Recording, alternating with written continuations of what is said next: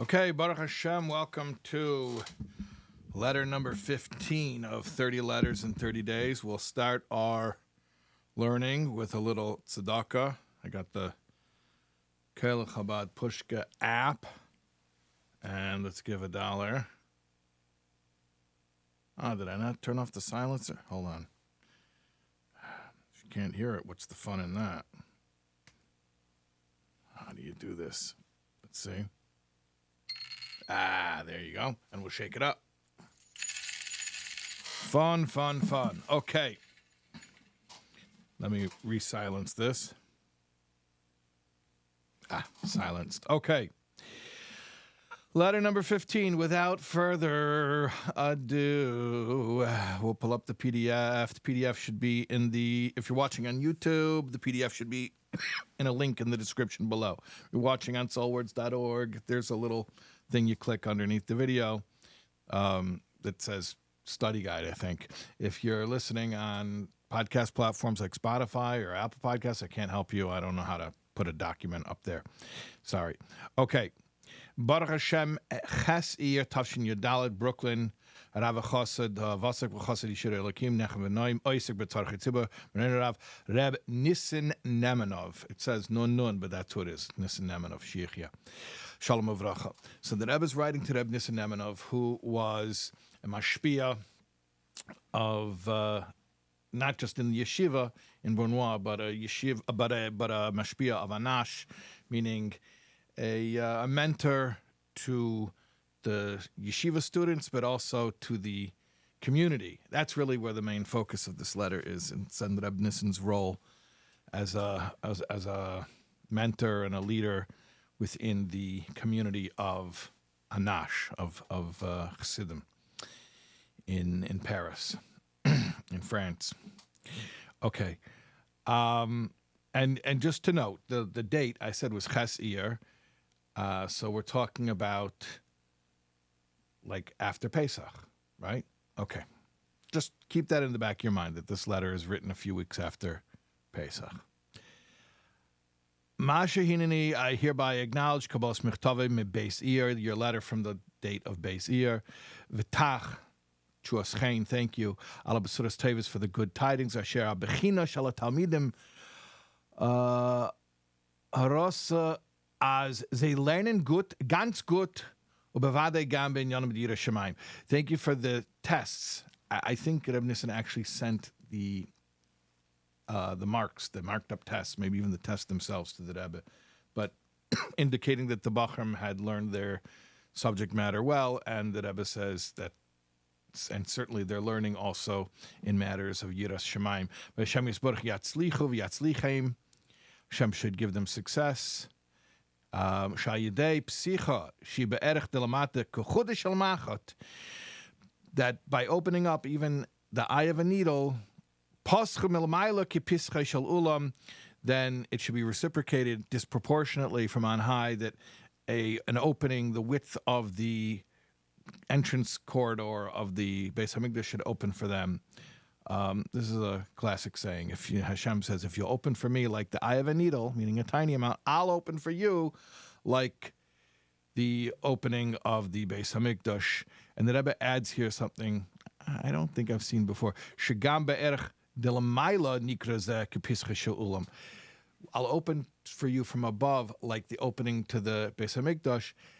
The Rebbe says, even in context relative to what Lamaila, meaning from the spiritual realms, is considered a big opening. Meaning not just what's considered a big opening from our perspective, but even from the perspective of Milmaila, from the spiritual realms, which would obviously be an even bigger opening than what we would consider a big opening. Okay. So first of all, the Rebbe is happy about the Bachram learning and seeing that they're progressing and they're learning well and taking their tests.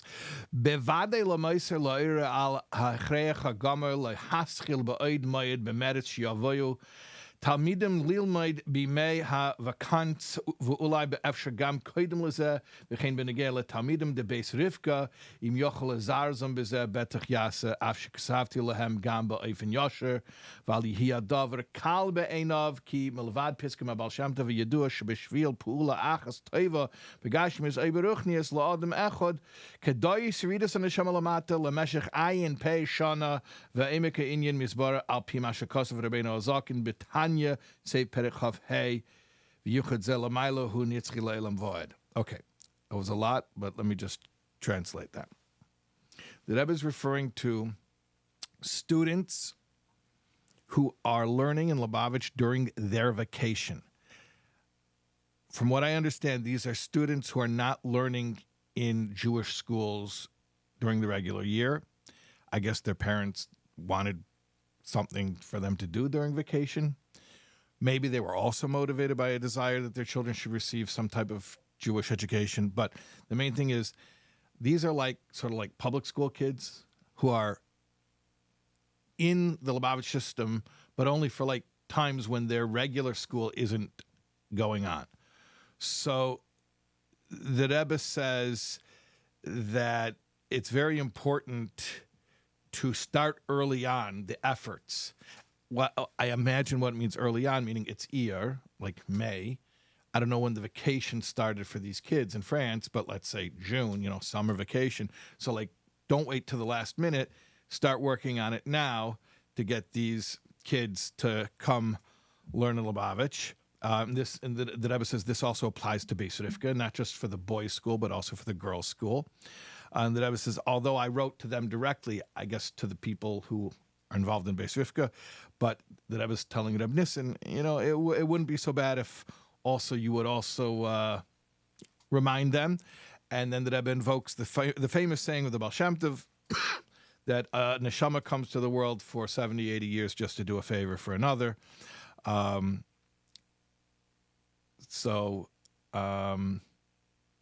then the Rebbe adds a concept from Tanya Perek Chav Hey, chapter 25 of Tanya, which is that when you do a good thing, it lasts forever. So, in other words, this is the way I'm taking it. Even if it's like one kid from public school coming to learn for one summer, but the effect of that could be, first of all, worth an entire person's neshama coming to this world just to accomplish getting that kid to learn for one summer. And B, the effect really is eternal because it's a good thing, so it lasts in the spiritual worlds, it lasts forever. So the Rebbe is just motivating Rebbe Nissan to make sure that they are involved in that recruitment effort. Hine bevadai kishishtadlu bemerit haroy chelik choshuv mahabayim levakans yamshichu gam achrechein bedarchei haTorah mitzvah. Now, also remember that if you put forth the proper effort, a lot of these kids who will come learn with you during vacation will then be influenced to continue leading a Torah observant life afterwards. V'chelik mehem, and then a lot of them gam belimudam bekosle temchet tamimim. Some of them will even remain in yeshiva. So some of them won't remain in yeshiva, but they'll be more observant because of their experience in yeshiva. Some of them will actually stay in yeshiva, not go back to wherever they were. I'm waiting for good news in all of the above, especially this matter. Okay. Now, here's really the reason why I wanted to learn this letter with you. And a little background. There was a whole discussion in the committee. We have a committee of illustrious scholars who choose these letters. I made a bracha earlier, l'chaim. So there was a whole discussion about this matter. I'll give you a little confession here. I said I'm not sure I'm going to be able to adequately explain this concept. So you'll see if I was right. I'm sorry. V'sapik le'ucha lahavi tamani upliasi b'yeser v'hu. Now, this is a shocking sentence. I cannot hold myself back from expressing my shock and my confusion, and my shock, my surprise, my excessive surprise, but yeser, I'm exceedingly confused, baffled. Okay. It's not really a sentence that you want to hear from the Rebbe. The Rebbe is writing you and saying, like, I cannot hold myself back from expressing my being absolutely baffled, gobsmacked. Okay, what is it? What is it? All right, let's hear what it is.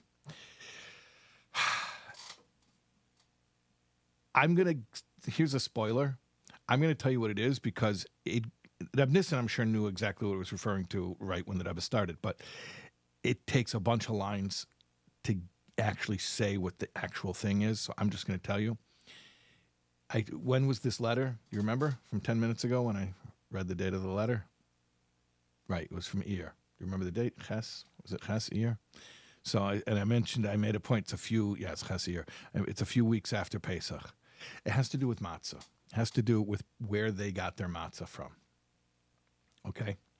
There was an option to get their matzah from the Lishka. That's the official office that was set up to administrate Lubavitch outreach activities in France and other areas as well. And apparently, Medi Chassidim did not avail themselves of that opportunity to get their matzah from that distributor or from that bakery, which was under the auspices of the official organization that the Frierdiker Rebbe had established. That's all I'll say. Okay.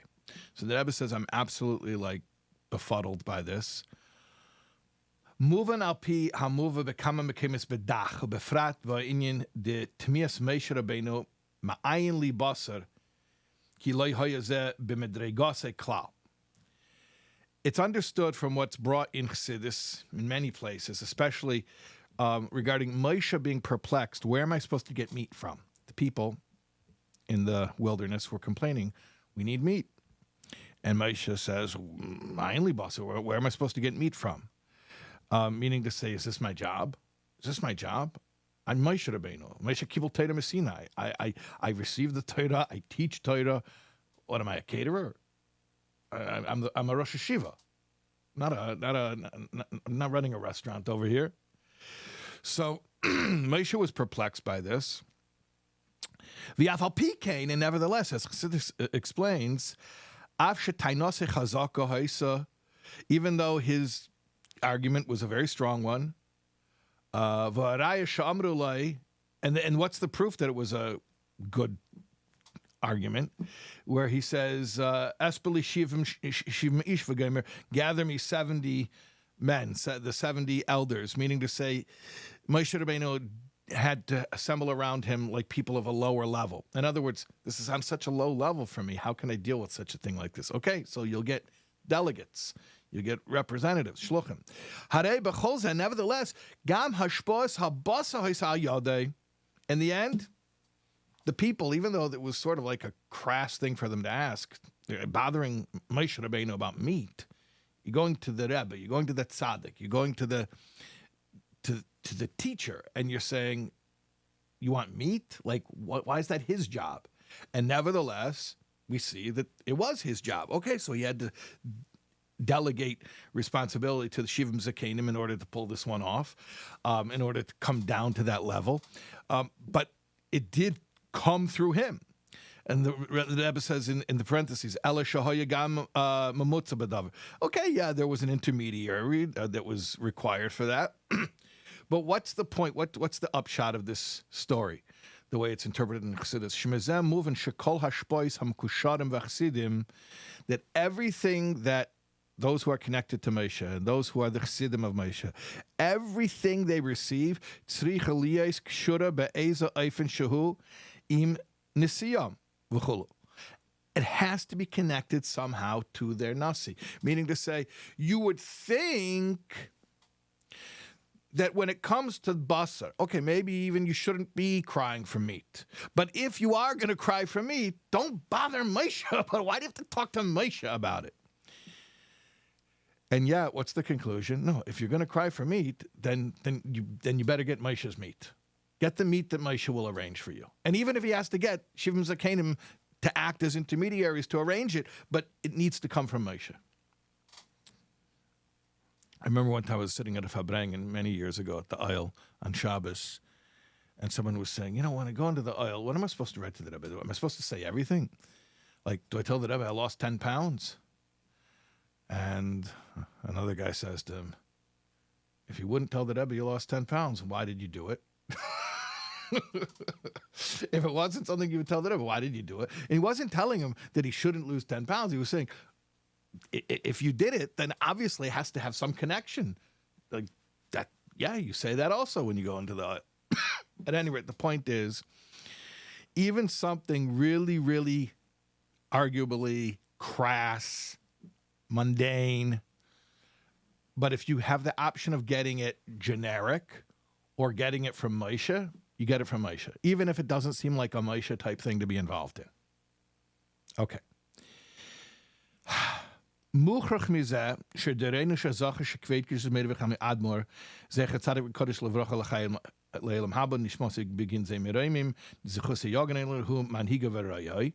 So we're forced to say that a generation that merited that the Frierdiker Rebbe should be its leader and shepherd, had kol han yonim tzrichim liyais kshurim be'eza oifen shehu imai. Everything has to be connected to him. Everything. In some manner.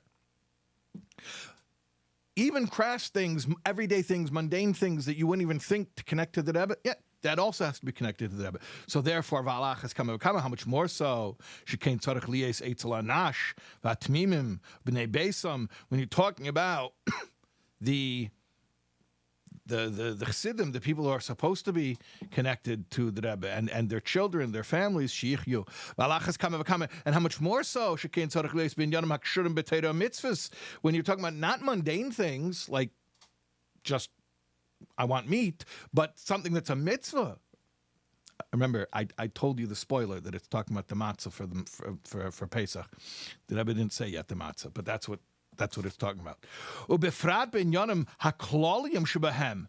Especially something that's not just a mitzvah, but it's one of like the foundational mitzvahs.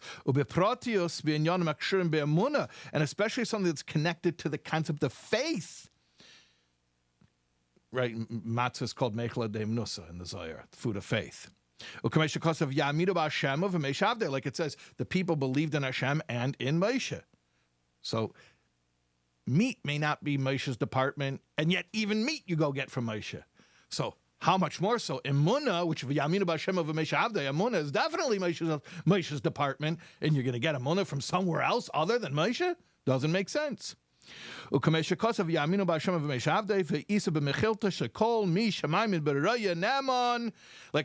Mechilta, which is a Medrash, anybody who believes in the faithful shepherd, it's as if he believes in the one who spoke and brought the world into being, meaning the two are equivalent. Therefore, based on this, Godla Timiosi, my perplexment, is that a word? Perplexment? My bafflement is really big. I'm totally shocked. Kishenedeli, when I found out Asher Davka b'Mechla b'Nimnusa, that specifically, of all things, when it came to the food of faith, which means matzah, hine, chelik manash, there were some Chassidim, bachru, they chose, they didn't choose it, it was oinus, it happened to them. No, they chose lekable mimakim acher. They took their matzah, they procured matzah from some other source. At the same moment where they had the ability, they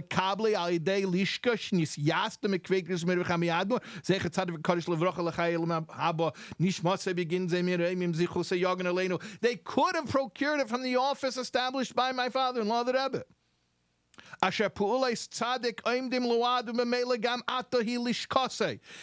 acts of a tzaddik are forever, and therefore, even now, this lishka, this office, continues to be his office. In other words, I mean, the Rebbe doesn't say this explicitly, but maybe there were people who said, Well, before Yud Shvat, yeah, I would get it from the Lishka. But now, who says the connection is so, direct? And the Rebbe is saying, if the Rebbe set something up, it's his forever. And it shocks me that anyone who considers himself a chassid would not avail himself of the opportunity to connect to the Rebbe by getting even something like the original example was meat, which means something totally optional and not holy and mundane. Even that, you would want to get it from a source connected to the Rebbe, if possible. So how much more so something like matzah, which is the whole concept of faith? Why wouldn't you get that from the Rebbe? Okay. Now, I'm sure they have reasons. They have reasons why they didn't get it from the Lishka. Maybe they had strong reasons. Maybe it was expensive.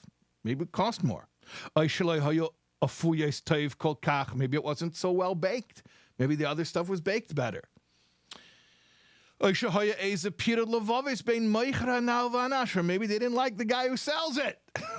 Maybe, I don't like the guy. Why do I have to deal with him? Why does he have to be my gatekeeper, right? All right. Or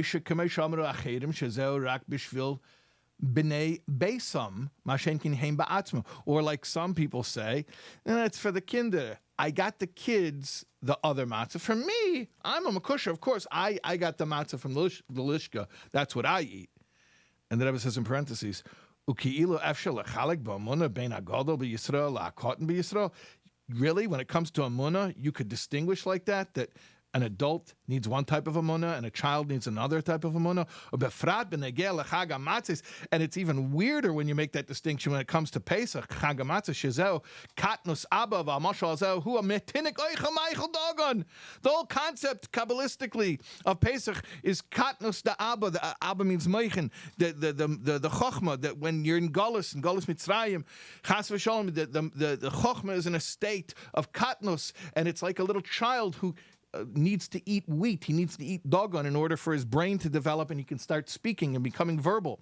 And so too, in order for the intelligence, the understanding of godliness to be able to integrate itself into our consciousness, we need to eat wheat. In this case, the wheat of the shmura matzah. So specifically, Pesach, which is all about children, and not just children biologically, but spiritually, the concept of being spiritually immature. And then the matzah triggers the spiritual maturation process. So like now you're going to say the children shouldn't have it? Like, that's the weirdest thing. Of course the children should have it. That's what inspires their spiritual growth. Aval achrei kol zeh, tameh ba'einai, is kedai einzustellen oid inyan shel koshur or kishur. Why would you set aside an opportunity for a possible connection to the Rebbe? It just doesn't make sense. In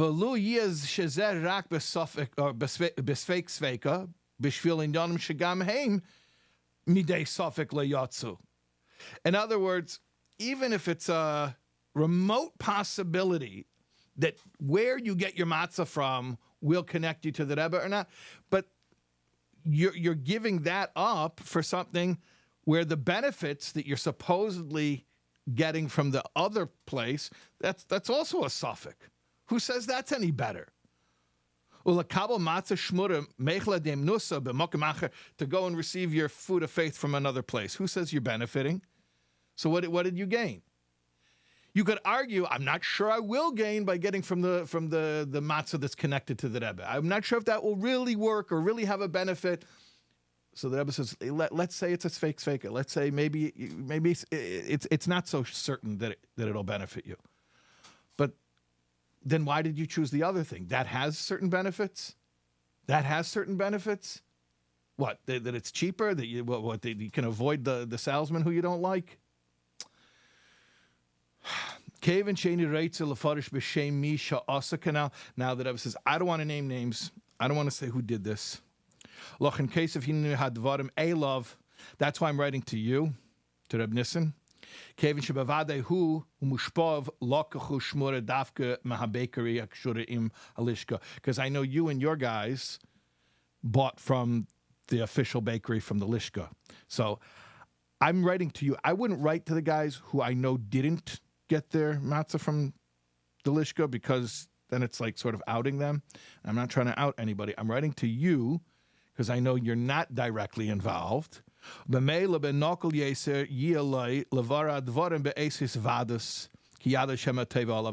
you can work this into a Fabrengen. Rabbi Nissan was a mashpia. It was Fabrengen all the time. So that I was saying, the next opportunity when you're Fabrengen, this is something that you should speak about. Bevadi yadua gam b'tzarfas piskum kvikis mirvichami admor as unsere ziburis toiv mi'idis shalehem. Surely in France, they also know the saying, the Chassidic saying, that our ziburis, our low-grade quality, is better than their prime quality. Meaning to say, something that you have that's connected to Chassidus, to the Rebbe, even if you'll tell me that it's from the lowest grade of that stuff, that's still better than the highest grade of other stuff. And, you can mention that at a Fabrengen. Hashem Yisbarach Yizakenu v'yatzliach as kol echad ve'echad lahamshich hamshachis de Pesach al kol hashana begali b'chaya yem yemim. Hashem should give you success to take all of the spiritual energy of Pesach and draw it into your day-to-day life in a revealed way throughout the year, bevracha, with a blessing. That's our letter for tonight. Okay. Amazing. We will see you tomorrow.